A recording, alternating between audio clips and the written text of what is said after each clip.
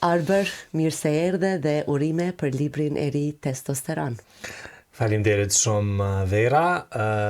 Jam i nderuar me qenë në një emision që i kushtohet librit, i kushtohet letërsisë, në këtë peisazhin ton, në këtë vetdijen ton, po japet shumë pak rëndësi mendoj unë librit, edhe letërsisë, edhe talenteve të reja, edhe atyre që e kanë shkrimin inspirim, kështu që si mftove, me njerë thash patjetër, me ardhë me fol, edhe në kohë të mëngjesit me ardhë me fol për librin. Faleminderit shumë që erdhe, është kënaqësi edhe për ne që ju kemi sot në studio. Arber, ju jeni kthyer nga panairi i librit që përfundoi të dielën, pra edicioni 28, Tirana 2025, ku dhe e përuruat librin e ri me tregime Testosteron. Me çfarë përshtypjeve u largove nga ky panair? Për mu, Vera, ky ishte panairi i parë si poet, si shkrimtar, i botuar. Unë kam edhe libra të tjerë, por deri tash nuk kam qenë pjesë e panaireve për shkak që kam qenë pa shtëpi botuese. Dhe kur botohesh vet, kur je autori vet botuar, e ke pak probleme hy në panaire, sepse në panaire hapësira më e madhe ju jepet shtëpive botuese. Kështu që për mua ishte kënaqësi, unë kam qenë gjithmonë vizitor i rregullt i panaireve, qoftë në Shqipëri, qoftë në Kosovë, për disa vite kam punuar edhe gazetar i kulturës, kështu që patjetër është dashur me qenë edhe në vizitë në këto panaire, por kësaj here ishte emocion shumë i veçantë. Panairi i librit në Tiranë në këtë edicion ka qenë fantastik. Duke i bukur, një teknologji e re, ardhje të poetëve të ri, të shkrimtarëve të ri, me syrin tim me atë që ka pash pat edhe njerëz që kishin interesim, pat plot ngjarje. Unë promovimin zyrtar të librit nuk e kam bo brenda panairit, me që ashtu erdhëm punt, por e kam bo një ditë përpara, pikërisht të ajntën e kaluar, sot një javë, kur ka qenë emisioni juaj, edhe e kam bërë në një prej lokaleve të Tiranës, edhe i pata dikundreth 40 njerëz të pranishëm në një atmosferë shumë të relaksuese, shumë domethënë familjare, intime, ndërsa gjatë panairit normalisht kam qëndru, jam taku me lexuesit, kam nënshkru libra, jam interesu më shumë me botuesit, jam mundu me bo kontakte, por qysh e thash ishte panairi im i parë, kështu që mundova dhe shumë mos me harxhu energjinë, me që së shpejti do ta kem promovimin në Prishtinë. Ishte këndshëm Vera, për neve që shkruajmë hyrja në panair është, sidomos hera e parë, është një emocion sepse është pak a shumë si të marrësh pjesë në festivale muzikore. Domethënë gjithmonë hera e parë është pak si problem, nuk të njohin, nuk ta din emrin, nuk ta din karrierën, nuk ta din panën, por me kalimin e kohës besoj nëse do ta ke muzën në nivelin e tillë që e kam edhe inspirimin, shpresoj të jem prapë atje. Po, libri Testosteron si u prit? Libri Testosteron është pak libër atipik, është pak libër që nuk e gjen lehtë në botuesit shqiptar. Ka hezitime për ta ble librin, qoftë duke u nis prej titullit, qoftë duke u nis prej faqeve të para. Është një gjuhë, nuk po them vulgare, se nuk jam as pak vulgar, është një gjuhë pak më e themi një gjuhë jashtë atyre ndërtimeve që ne i kemi pas vazhdimisht, të zakonshme. Mendoj që u prit mirë, njerëzit e kanë blerë edhe në promovim, edhe gjatë panairit, e ka një kopertinë shumë të bukur. Tash gjithmonë na thonë mos e gjykoni librin prej kopertinës, po ta themi troç, libri gjykohet shpesh edhe prej kopertinës, domethënë duhet me u dog bukur edhe libri. U prit mirë, mora komente të mira prej njerëzve, mora komente për guximin, për mënyrën se si kam shkruar tregimet, për një erotizëm të bukur. Gjuha shqipe është gjuhë kaq e lirë saqë të jep mundësi me lujt shumë edhe me fjalët. Mora komente me që Vera ky është tentimi im i parë në prozë, unë deri tash kam shkruajtur vazhdimisht poezi dhe do të shkruaj vazhdimisht poezi, por kësaj ere provova me testosteron me u fut në tjera ujra. U prit mirë libri, por ende është gjithçka herët, është veç java e parë e librit që ka ardhur në jetë, edhe jam edhe unë alon ato emocionet e mia, po pres komente prej lexuesve, prej atyre që do ta shfletojnë librin. Testosteron. Çka simbolizon kjo? Keni hyrë pak edhe në mjeksi me këtë titull, pavarësisht se libri është letërsi me tregime. Ka edhe mjeksi brenda librit, po jo shumë. Ka më si shumë... fjale pa ta si fjale. Po. Ky ka qenë titull pune, Vera, fillimisht. Nuk ka qenë titulli që unë e kam pas në mendje vazhdimisht për librin. Por me që aplikova vitin e kaluar këtë vit në qendrën kombëtare të librit dhe leximit në Tiranë, unë atje fitova me librin Testosteron, kështu që ata e morën të drejtën e botimit, dhe më thëmë financimit për botimin e librit, edhe atje kur e qova emailin mu desht një titull. Edhe thash, po alo Testosteron në ndërkohë e ndroj. Po e pash që nuk du me ndru titullin, sepse kur bisedova me njerëz thanë mbi atë se çka ti po na tregon rreth librit, qëndron shumë mirë fjala Testosteron. Pse testosteron? Ta zgjon kurreshtjen. Edhe ka kurreshtje, mendoj pak, është po ashtu fjalë ndërkombëtare. Do të thonë është e njohur botërisht. U futa në internet edhe thash nëse ka libra të tjerë, s'pako unë nuk du me pas këtë titull, po e pash që sipas kërkimit tim, Testosteron nuk është një libër në shqip letrar. Mund të ketë Testosteron libra që kanë bënë me mjekësi normalisht. Libra shkencor. Janë 8 tregime të cilat tregojnë martesat, konfliktet, familjet, tradhtit. Është libër që përmban po ashtu erotik, është libër që përmban mjekësi, është libër që zhvillohet në disa vende, zhvillohet në Prishtinë, në Tiranë, në Oslo, në Zürich. Është libër që zhvillohet në Prishtinën e para 15 viteve, në Tiranën e viteve 1970. Është libër që zhvillohet... Që ke kthyer pak në retrospektiv. Kam hyrë gjithandej në këto 8 tregime, të cilat i bashkon vazhdimisht një burr. Një burr. Të gjitha tregimet rrotullohen rreth figurës së burrit. Do të thonë, gratë janë të pranishme në secilin tregim, sepse gratë mundohen me i shpëtu burrat e këtij libri, por këta burra që janë 8 nga një në secilin tregim, këta janë burra, disa janë problematik, disa janë burra shumë të mirë, disa janë baballar shumë të mirë, disa janë vëllezër të mirë, disa janë edhe bi që dëshirojnë vdekjen e prindit. Ka drama të ndryshme që janë mundu, ka dhunë pak, por gjithmonë me një gjuhë të përkujdesur. Dhe me thonë jam mundu shumë që pena ime kësaj here me ardhë e fuqishme, edhe mendoj që Testosteron titulli është i tillë për shkak se është më shumë hormoni i mashkujve se sa i femrave, s'pako unë ashtu më shumë e lidhi, por që padyshim edhe në panajit librit ju thash njerëzve mos e merr, nuk është libër që duhet lexuar ndoshta vetëm prej burrave apo prej grave. Këtë libër unë kam përshtypjen që do të dojnë me lexu dhe duhet me lexu dhe do ta shijojnë edhe do të përfitojnë prej tij edhe mashkujt, edhe domethënë edhe burrat edhe gratë. Po. I përmendet gjitha këto, ndërto dhunën, 8 burrat, the që më shumë pavarësisht se ka edhe gra në për tregimet e tua, pika kryesore apo personazhet kryesore janë burrat. Janë burra shqiptar apo janë edhe të nacionaliteteve të tjera? 6 prej burrave, domethënë 6 prej tregimeve janë shqiptar, ndërsa vetëm 2 janë burra të cilët jetojnë jashtë Kosovës, nuk janë shqiptar, por të cilët prap lidhen me shqiptarët. Të gjitha tregimet kanë lidhje me realitetin tonë. Domethënë nuk është një libër, është libër modern patjetër, por nuk është libër që zhvillohet në një ngjarje që nuk ka të bëjë as pak me neve. Gjithsesi, ne Vera kemi diasporë të mahnitshme edhe fatkeqësisht në numër të madh që janë largu. Edhe diaspora është e pranishme në libër, duke qenë se e bëj pak lidhjen midis burrave tanë dhe burrave jashtë, domethënë Kosovës të diasporës. Përpos këtyre 8 tregimeve janë edhe disa copza në libër.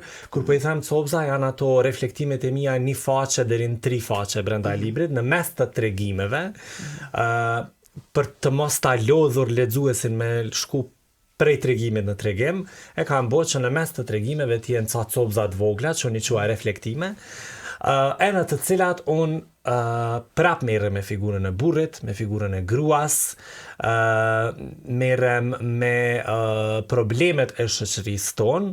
Cilat janë problemet e shoqërisë tonë më të theksuara, sipas jush? Sipas meje, apo ato që janë në libër? Ato që janë në libër sigurisht janë i frymzuar nga realiteti derisa keni shkruar. Dhuna, normalisht dhuna në familje është shumë e shprehur te ne, besoj, edhe në Kosovë, edhe në Shqipëri. Problem tjetër është kjo përballja e gjeneratave. Unë kam përshtypjen që një pjesë e mirë e prindërve shqiptar nuk i kuptojnë fëmijët e tyre, po njëjtë edhe fëmijët shqiptar, kosovar, nuk arrin me e kuptu që edhe prindi bëhet prind për herë të parë, nuk ka kry shkollë, nuk është bërë gati ndoshta për me pru fëmijën në jetë. Ne vazhdimisht bojmë hajgare, po edhe në biseda e themi dush me qenë gati me pas fëmijë për shembull. Unë mendoj që nuk je gati kur me pas fëmijë. Fëmija vjen dhe ka dalë edhe fëmija të mëson ty, por edhe ti mëson bashkë me fëmijën se qysh me hec tutje. Kemi problemin e grupeve të marginalizuara që pa ashtu është në libër. Mos të harrojmë që këtu personat me aftësi të kufizuara, komunitetet e ndryshme që jetojnë në Kosovë, përfshi romt, ashkalint, egjiptasit, komunitetet LGBT, të gjithë mendoj që janë të diskriminuar, të dëmtuar, të neglizhuar. Këto janë veç disa prej problemeve që po më kujtohet dhe që i kam në libër, po në të cilat burri shqiptar din me lujt rol. Edhe prandaj nuk po i lë fajon vazhdimisht veç burrit shqiptar, po është më i fuqishëm mendoj unë se gjitha këto grupe tjera që unë i përmenda.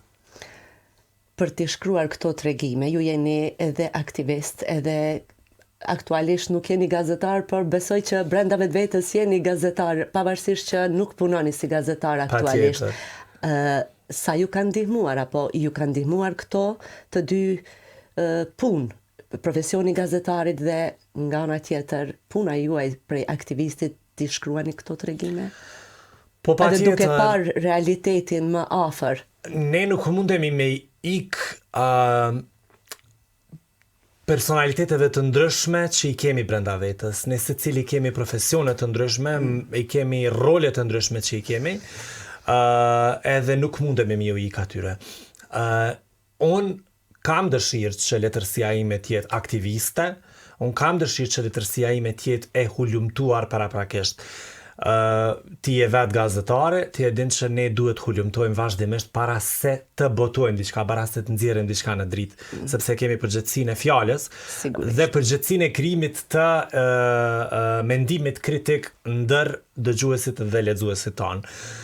Gjatë shkrimit të librit Testosteron, kam lexu tituj gazetash, kam lexu shumë në rrjetet sociale mbi gjuhën e urrëties, kam lexu fatkeqësisht është shumë e theksuar në rrjetet sociale gjuha e urrëties dhe shumë përqarse. Sidomos me gjeneratave më të reja që janë shumë aktive në rrjetet sociale.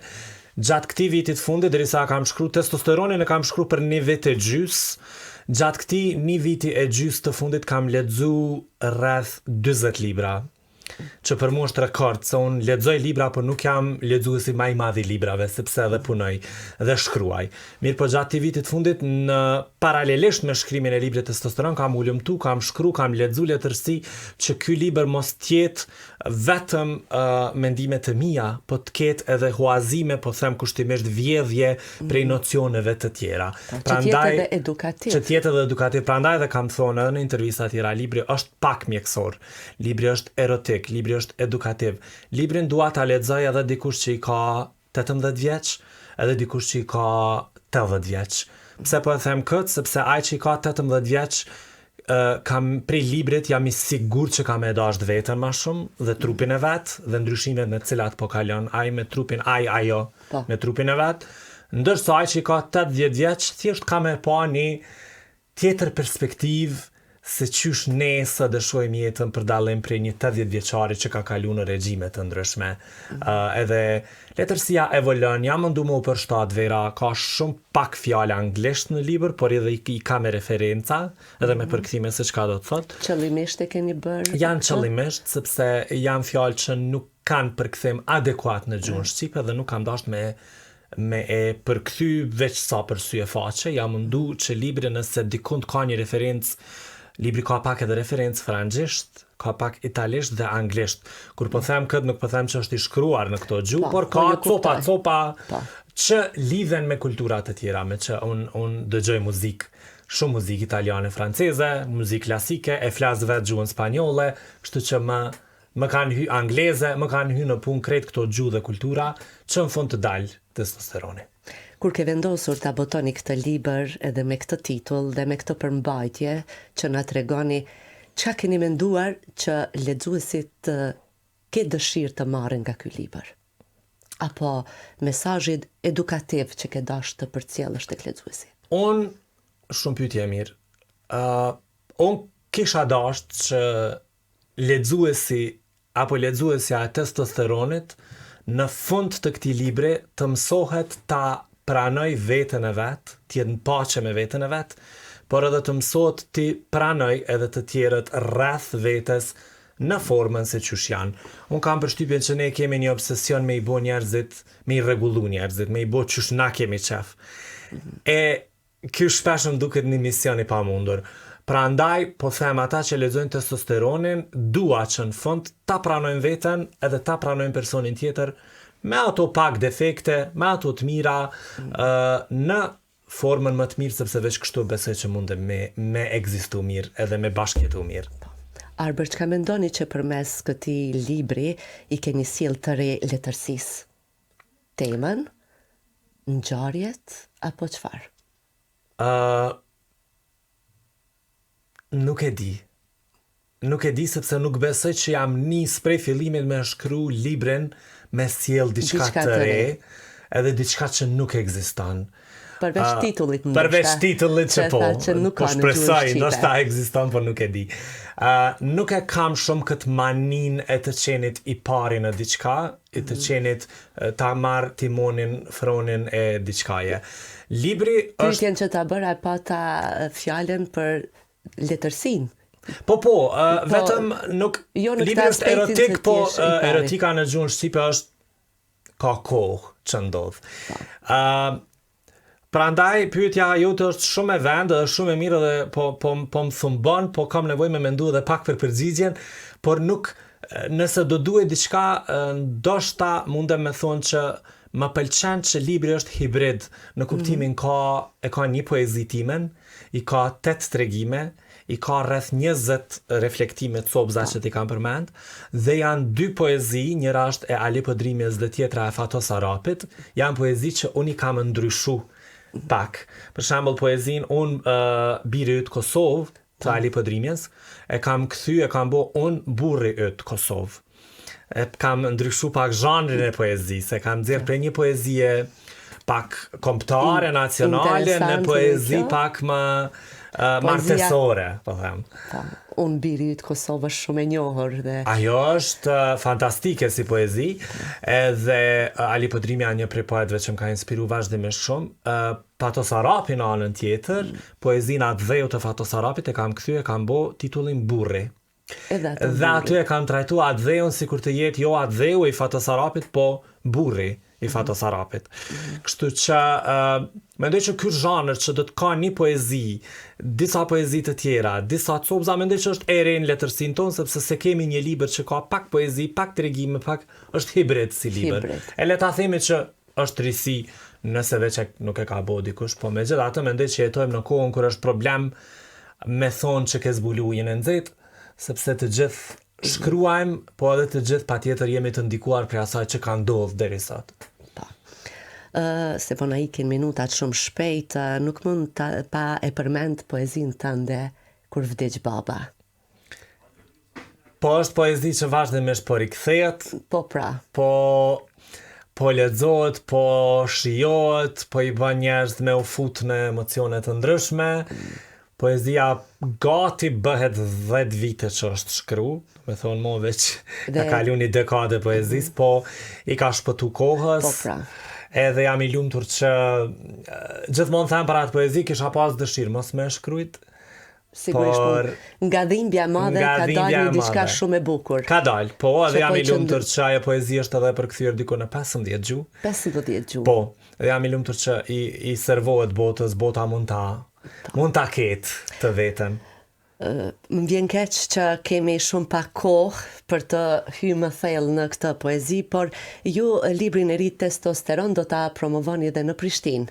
Për dëgjuesit tanë, kur dhe ku? Faleminderit shumë, Vera, pari për intervistën shumë të këndshme, edhe për pyetjet që ishin besa ngacmuese se më bën të mendoj. Promovimi i librit Testosteron është një ngjarje e hapur për të gjithë. Këtë po e them se njerëzit vazhdimisht presin me i ftu. Unë patjetër do t'i ftoj njerëzit në ftesat e mia speciale, ndoshta të më të afërmit e mi, por i du të gjithë ata që e kanë lexuar qoftë poezin Kurdish Baba, qoftë poezitë e mia tjera. Ngjarja është e hapur me 5 dhjetor, që i bie e premte. 5 dhjetor. Me 5 dhjetor, prej orës 19, prej orës 7 pas dite, në katin e 4 të Hotel Grandit. E dini Hoteli Grand tani më brenda i ka disa hapësira të bukura, kulturore, një prej tyre është kati 4.